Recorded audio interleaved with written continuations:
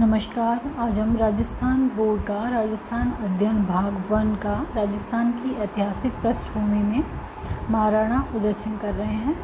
महाराणा उदय सिंह 1537 से 1572 ने 1559 में उदयपुर की स्थापना की थी।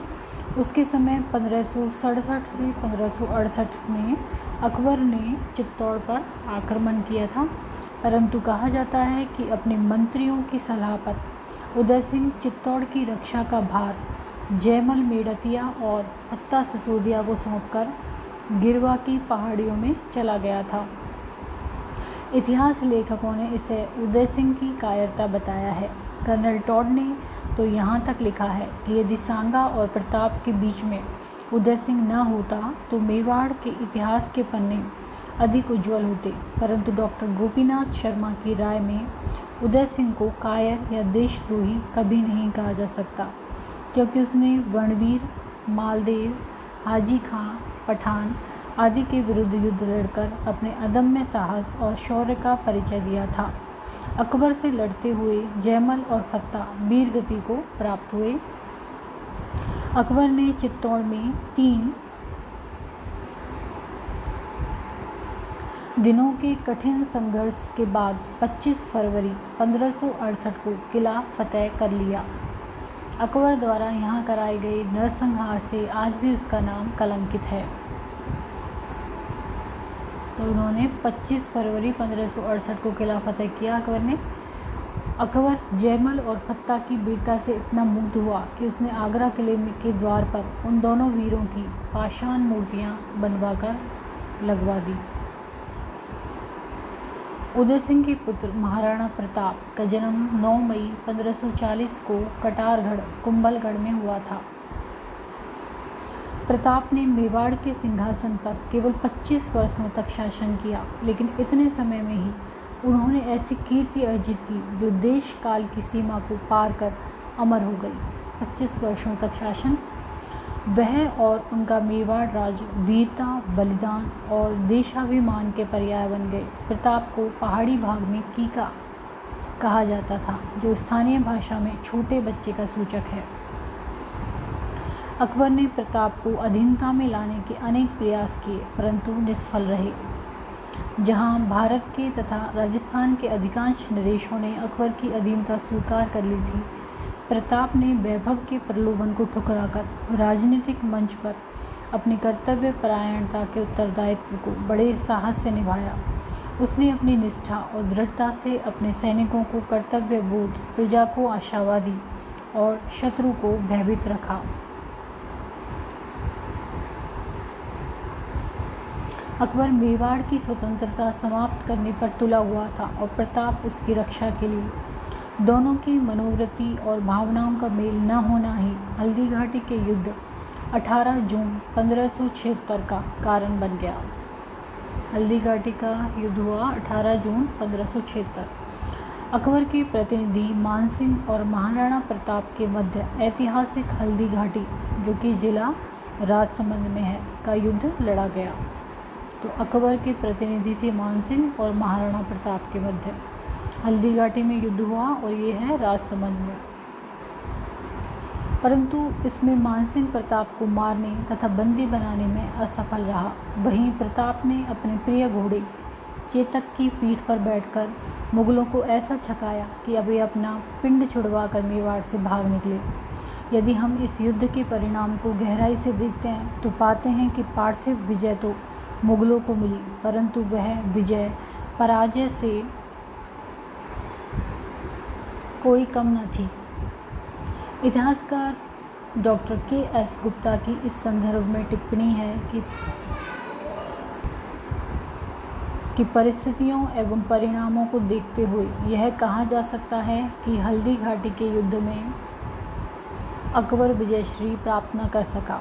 महाराणा प्रताप को विपत्ति काल में उसके मंत्री भामा शाह ने सुरक्षित संपत्ति लाकर समर्पित कर दी थी। इस कारण भामा शाह को दानवीर तथा मेवाड़ का उद्धारक कहकर पुकारा जाता है। राणा प्रताप ने 1582 में दिवेर के युद्ध में अकबर के प्रतिनिधि सुल्तान खां को मारकर वीरता का प्रदर्शन किया। दिवेर का युद्ध 1582 और राणा प्रताप ने इसमें अकबर के प्रतिनिधि सुल्तान खां को मार दिया था। प्रताप ने अपने जीवन काल में चित्तौड़ और मांडलगढ़ के अतिरिक्त मेवाड़ के अधिकांश हिस्सों पर पुनः अधिकार कर लिया था। प्रताप ने विभिन्न समय में कुंभलगढ़ और चावंड को अपनी राजधानी बनाई थी। प्रताप के संबंध में कर्नल जेम्स टॉड का कथन है, अकबर की उच्च महत्वाकांक्षा, शासन निपुणता और असीम साधन, ये सब बातें दृढ़ चित्त महाराणा प्रताप की अदम्य वीरता, कीर्ति को उज्जवल रखने वाले दृढ़ साहस और कर्मठता को दबाने में पर्याप्त न थी। अरावली में कोई भी ऐसी घाटी नहीं जो प्रताप के किसी न किसी वीर कार्य, उज्जवल विजय या उससे अधिक कीर्तियुक्त पराजय से पवित्र न हुई हो। हल्दी घाटी मेवाड़ की थर्मोपल्ली और दिवेर मेवाड़ का मैराथन है। हल्दी घाटी है मेवाड़ की थर्मोपल्ली और दिवेर मेवाड़ का मैराथन।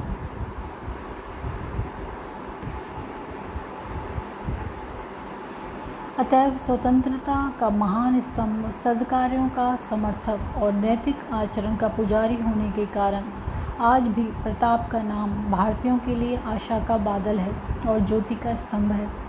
स्वतंत्रता आंदोलन के दौरान महाराणा प्रताप असंख्य भारतीय देशभक्तों के लिए स्वतंत्रता के पुंज बने रहे। प्रताप की मृत्यु 19 जनवरी 1597 को पश्चात उसके पुत्र अमर सिंह ने मेवाड़ की बिगड़ी हुई व्यवस्था को सुधारने के लिए मुगलों से संधि करना श्रेयस्कर माना। अमर सिंह ने 1615 को जहांगीर के प्रतिनिधि पुत्र खुर्रम के पास संधि का प्रस्ताव भेजा, जिसे जहांगीर ने स्वीकार कर लिया। अमर सिंह मुगलों से संधि करने वाला मेवाड़ का प्रथम शासक, तो मेवाड़ का प्रथम शासक जिसने मुगलों से संधि की वो थे अमर सिंह। संधि में कहा गया था कि राणा अमर सिंह को अन्य राजाओं की भांति मुगल दरबार की सेवा श्रेणी में प्रवेश करना होगा, परंतु राणा को दरबार में जाकर उपस्थित होना आवश्यक न होगा। अगले हैं महाराणा राज सिंह 1652 से 1680 ने मेवाड़ की जनता को दुष्काल से सहायता पहुंचाने के लिए तथा कलात्मक प्रवृत्ति को प्रोत्साहन देने के लिए राजसमंद झील का निर्माण करवाया। तो राजसमंद झील का निर्माण करवाया था महाराणा राज सिंह ने। राज सिंह ने युद्ध नीति और राज्य हित के लिए संस्कृति के तत्वों के पोषण की नीति को प्राथमिकता दी। वह रणकुशल, साहसी, वीर तथा निर्भीक शासक था। उसमें कला के प्रति रुचि और साहित्य के प्रति निष्ठा थी। मेवाड़ के इतिहास में निर्माण कार्य एवं साहित्य को इसके समय में जितना प्रश्रय मिला, कुंभा को छोड़कर किसी अन्य शासक के समय में न मिला। औरंगजेब जैसे शक्तिशाली मुगल शासक से मैत्री संबंध बनाए रखना तथा आवश्यकता पड़ने पर शत्रुता बढ़ा लेना राज सिंह की समयोचित नीति का परिणाम था। अगला है कछवाहा वंश।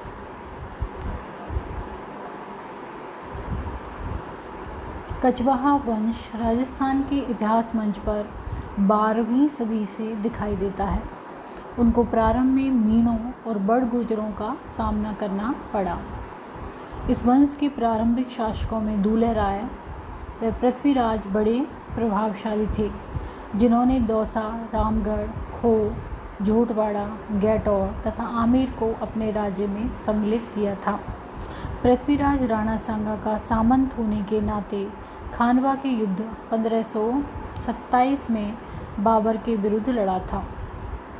पृथ्वीराज की मृत्यु के बाद कछवाहों की स्थिति संतोषजनक नहीं थी। गृह कलह तथा अयोग्य शासकों से राज्य निर्बल हो रहा था।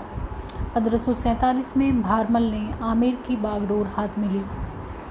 1547 में भारमल ने उदयीमान अकबर की शक्ति का महत्व समझा और 1562 में उसने अकबर की अधीनता स्वीकार कर अपनी ज्येष्ठ पुत्री हरकूबाई का विवाह अकबर के साथ कर दिया। अकबर की यह बेगम मरियम उज्जमानी के नाम से विख्यात हुई। भारमल की ज्येष्ठ पुत्री हरकूबाई, जो कि अकबर की बेगम मरियम उज़्ज़मानी के नाम से विख्यात हुई। भारमल पहला राजपूत था जिसने मुसलमानों से वैवाहिक संबंध स्थापित किए थे। भारमल के पश्चात कछवाहा शासक मानसिंह अकबर के दरबार का योग्य सेनानायक था। रणथंभौर के 1569 के आक्रमण के समय मानसिंह और उसके पिता भगवंत दास अकबर के साथ थे। मानसिंह को अकबर ने काबुल, बिहार और बंगाल का सूबेदार नियुक्त किया था। वह अकबर के नवरत्नों में शामिल था तथा उसे अकबर ने 7,000 मनसब प्रदान किया था। मानसिंह ने आमेर में शिला देवी मंदिर, जगत शिरोमणि मंदिर इत्यादि का निर्माण कराया। शिला देवी मंदिर और जगत शिरोमणि मंदिर। इसके समय में दादू दयाल ने वाणी की रचना की थी। मानसिंह के पश्चात के शासकों में मिर्जा राजा जयसिंह 1621 से 1667 महत्वपूर्ण था, जिसने 46 वर्षों तक शासन किया। इस दौरान उसे जहांगीर, शाहजहां और औरंगजेब की सेवा में रहने का अवसर प्राप्त हुआ। उसे शाहजहां ने मिर्जा राजा का खिताब प्रदान किया। औरंगजेब ने मिर्जा राजा जयसिंह की मराठों के विरुद्ध दक्षिण भारत में नियुक्त किया था। मराठों के विरुद्ध जयसिंह ने पुरंदर में शिवाजी को पराजित कर मुगलों से संधि के लिए बाध्य किया। पुरंदर में शिवाजी को मुगलों से संधि के लिए 11 जून 1665 को शिवाजी और जयसिंह के मध्य पुरंदर की संधि हुई थी। 11 जून 1665 को, जिसके अनुसार आवश्यकता पड़ने पर शिवाजी ने मुगलों की सेवा में उपस्थित होने का वचन दिया। इस प्रकार पुरंदर की संधि जयसिंह की राजनीतिक दूरदर्शिता का एक सफल परिणाम थी। जयसिंह के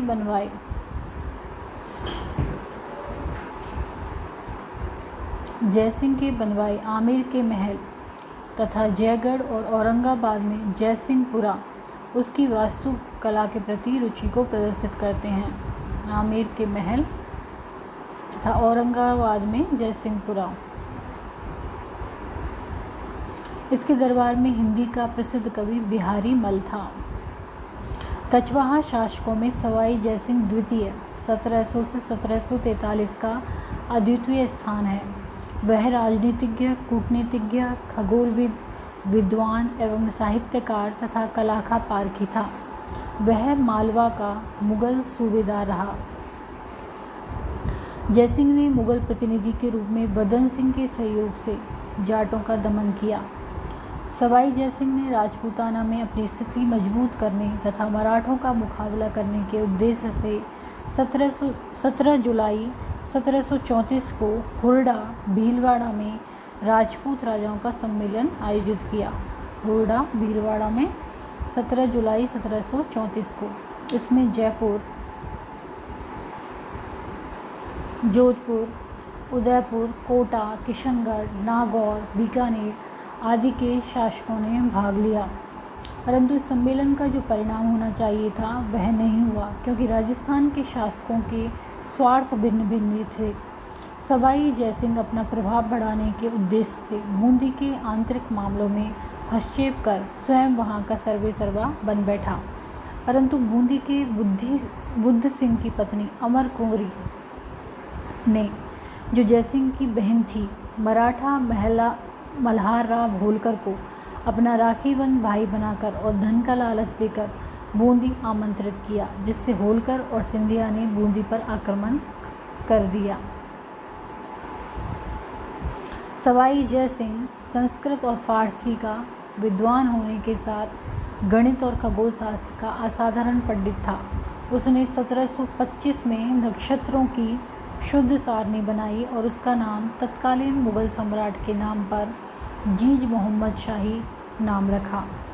उसने जयसिंह कारिका नामक ज्योतिषीय ग्रंथ की रचना की। सवाई जयसिंह की महान देन जयपुर है, जिसकी उसने 1727 में स्थापना की। जयपुर का वास्तुकार है विद्याधर भट्टाचार्य। नगर निर्माण के विचार से यह नगर भारत तथा यूरोप में अपने ढंग का अनूठा है, जिसकी समकालीन और वर्तमानकालीन विदेशी यात्रियों ने मुक्त कंठ से प्रशंसा की है। जयपुर में जयसिंह ने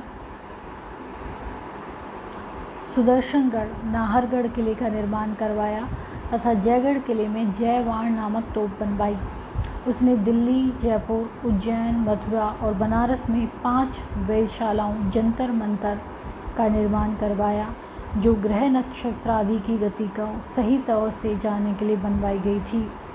जयपुर के जंतर मंतर में सवाई जयसिंह द्वारा निर्मित सूर्य घड़ी है, जिसे सम्राट यंत्र के नाम से जाना जाता है, जिसे दुनिया की सबसे बड़ी सूर्य घड़ी के रूप में प्रसिद्धि प्राप्त है।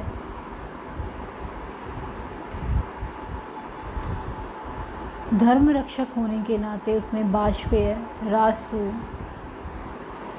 आदि यज्ञों का आयोजन किया। वह अंतिम हिंदू नरेश था जिसने भारतीय परंपरा के अनुकूल अश्वमेध यज्ञ किया। इस प्रकार सवाई जयसिंह अपने शौर्य, बल और कूटनीति और विद्वता के कारण अपने समय का ख्याति प्राप्त व्यक्ति बन गया था, परंतु वह युग के प्रचलित दोषों से ऊपर न उठ सका। राठौड़ वंश। राजस्थान के उत्तरी और पश्चिमी भागों में राठौड़ राज्य स्थापित थे। इनमें जोधपुर, बीकानेर के राठौड़ राजपूत प्रसिद्ध रहे। जोधपुर राज्य का मूल पुरुष राव सिंहा था, जिसने मारवाड़ के एक छोटे भाग पर शासन किया, परंतु लंबे समय तक गुहिलों, परमारों, चौहानों आदि राजपूत वंशों की तुलना में राठौड़ों की शक्ति प्रभावशाली न हो पाई थी। राठौड़ शासक राव जोधा ने 1459 में जोधपुर बसाकर वहां मेहरानगढ़ का निर्माण करवाया था। राव गांगा 1515 से 1532 ने खानवा के युद्ध में 4000 सैनिक भेजकर सांगा की मदद की थी। इस प्रकार सांगा जैसे शक्ति संपन्न शासक के साथ रहकर राव गांगा ने अपने राज्य का राजनीतिक स्तर ऊपर उठा दिया। राव मालदेव गांगा का ज्येष्ठ पुत्र था। वह अपने समय का एक वीर प्रतापी, शक्ति संपन्न शासक था। उसके समय में मारवाड़ की सीमा हिंडौन, बयाना, फतेहपुर सीकरी और मेवाड़ की सीमा तक प्रसारित हो चुकी थी। मालदेव की पत्नी उमादेव जैसलमेर की राजकुमारी इतिहास में रूठी रानी के नाम से विख्यात है। मालदेव ने साहेबा के मैदान में बीकानेर के राव जयसिंह को मारकर अपने साम्राज्य विस्तार की इच्छा को पूरी किया, परंतु मालदेव ने अपनी विजयों में जैसलमेर, मेवाड़ और बीकानेर से शत्रुता बढ़ाकर अपने सहयोगियों की संख्या कम कर दी। शेरशाह से हारने के बाद हुमायूं मालदेव से सहायता प्राप्त करना चाहता था, परंतु वह मालदेव पर संदेह करके अमरकोट की ओर प्रस्थान कर गया। मालदेव की सेना को 1544 में गिरी सुमेल के युद्ध में शेरशाह सूरी का सामना करना पड़ा। गिरी सुमेल का युद्ध 1544 मालदेव की सेना और शेरशाह सूरी के बीच। कहा जाता है कि इस युद्ध के पूर्व शेरशाह ने चालाकी का सहारा लेते हुए मालदेव के 2 सेनापति जेता और कूपा को जाली पत्र लिखकर अपनी ओर मिलाने का ढोंग रचा था। इस युद्ध में स्वामी भक्त जेता और कूपा मारे गए। शेरशाह की विजय हुई। युद्ध समाप्ति के पश्चात शेरशाह ने कहा था, एक मुट्ठी भर बाजरे के लिए वह हिंदुस्तान की बादशाहत खो देता। मालदेव के पुत्र चंद्रसेन ने, जो स्वतंत्र प्रकृति का वीर था, अपना अधिकांश जीवन पहाड़ों में बिताया, परंतु अकबर की आजीवन अधीनता स्वीकार नहीं की। वंश गौरव और स्वाभिमान, जो राजस्थान की संस्कृति के मूल तत्व हैं, वह हम चंद्रसेन के व्यक्तित्व में पाते हैं। महाराणा प्रताप ने जैसे अपनी स्वतंत्रता की रक्षा के लिए मुगल अधीनता स्वीकार नहीं की, उसी प्रकार चंद्रसेन भी आजन्म अकबर से टक्कर लेता रहा। चंद्रसेन की मृत्यु के बाद अकबर ने चंद्रसेन के बड़े भाई मोटा राजा उदय सिंह को 1583 में मारवाड़ का राज्य सौंप दिया। इस प्रकार उदय सिंह मारवाड़ का प्रथम शासक था। उदय सिंह ने 1587 में अपनी पुत्री मानबाई जोधपुर की राजकुमारी होने के कारण यह जोधाबाई भी कहलाई, का विवाह जहांगीर के साथ कर दिया। यह इतिहास में जगत गुसाई के नाम से प्रसिद्ध थी। जोधाबाई इसी वंश के गज सिंह का पुत्र अमर सिंह राठौर राजकुमारों में अपने साहस और वीरता के लिए प्रसिद्ध है। आज भी उसके नाम के ख्याल राजस्थान के गांवों में गाए जाते हैं।